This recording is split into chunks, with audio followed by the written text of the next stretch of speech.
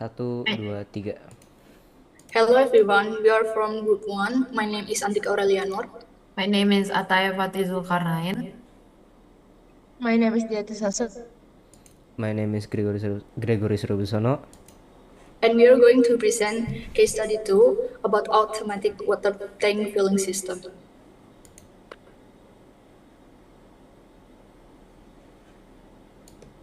Okay guys, my name is Deatisa and I'll be starting us off by explaining the first part, which is the foundational elements of our automatic water tank filling system. At the core is the water tank controller class, a prime example of object-oriented programming or OOP, which acts as the central brain of our water tank operations.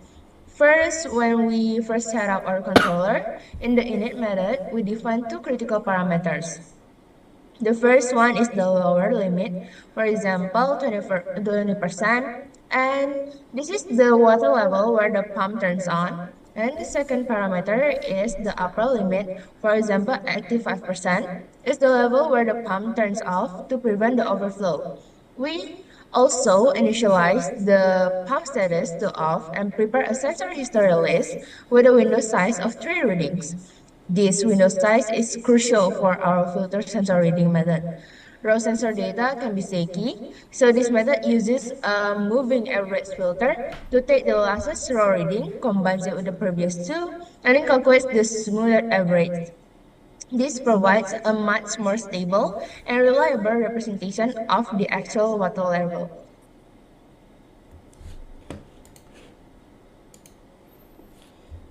To safely manage our water pump and prevent mechanical wear from rapid chattering caused by sensor noise or water ripples, our group implemented a control concept called hysteresis. Instead of relying on a single point, our update pump state method establishes two distinct thresholds. An if statement turns on the pump on only when the water drops to a specific lower limit, and an elif statement turns it off only when it reaches the upper limit. The real magic of this code, however, is what isn't there. There is no else statement.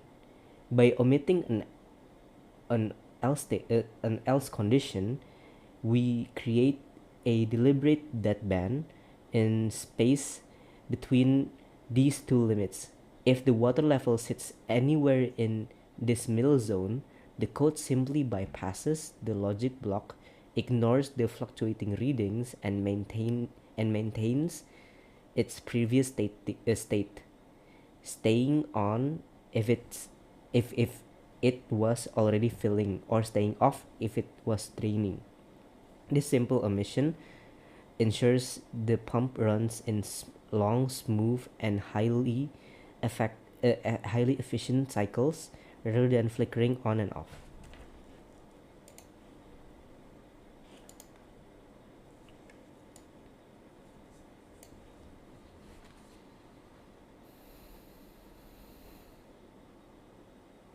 My name is Antik Aurellia Noor, and I'm going to continue with the explanation.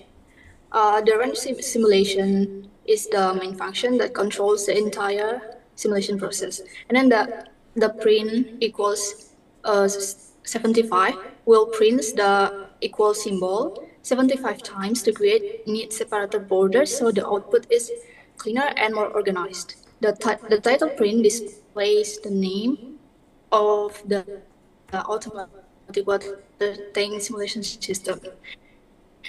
The input functions are used to receive user-defined threshold value. Lower ask the user to enter the minimum water level that will turn the pump on, and upper bound will ask the user to enter the maximum water level that will turn the pump off. Float will convert the user input into decimal numbers. The try block handles prevents the program from crashing if the user enters non-numeric input such as letters or symbol. The condition if lower bounds more than or equal upper bound, we'll check that the lower limit is smaller than the upper limit for correct hysteresis logic. If the condition is invalid, the program prints an error message and stop the simulation using return. After validation, a controller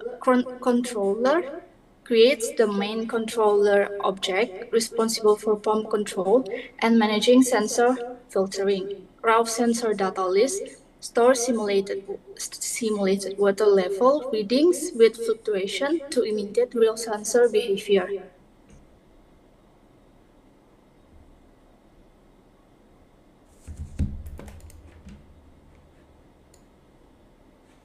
My name is Athaya Fathii, and for this part of the system, the focus is on the run simulation function, which serves as the core engine that drives the logic and displays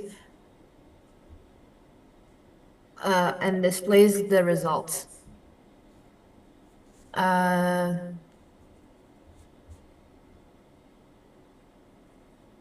On the logic side, a for loop paired with the enumerate iterates through the raw sensor data sequence. This captures two variables at once, the actual reading and a time tracking counter. Inside the loop, it acts as a data pipeline, which will clean up the raw values using the filter function and then instantly passes that filtered data onto the pump controller to make an automated operational decision. On the output side, the code will format the results into a structured table instead of dumping a lot of raw text. Using the f-string alignment properties ensure the data sits neatly in vertical columns, while string multiplication creates clean section borders. We also added a +1 to the index counter, so the printout reads from second 1 instead of second 0, which is much more natural to look at.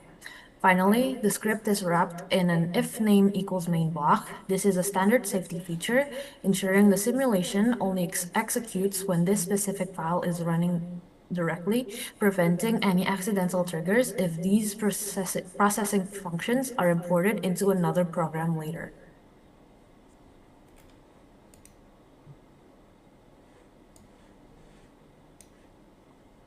Okay, so here we have the output, and we're going to explain like our coding effect to the output. For my part, I help to ensure that our water tank system is both stable and safe by setting up the controller basic rule like when to turn a pump on or off, and critically by smoothing out the noisy sensor data. This part prevents the system from overreacting to small fluctuation. This means the pump runs only when truly needed, reducing the wear and tear, preventing overflows, and making the entire operation much more reliable.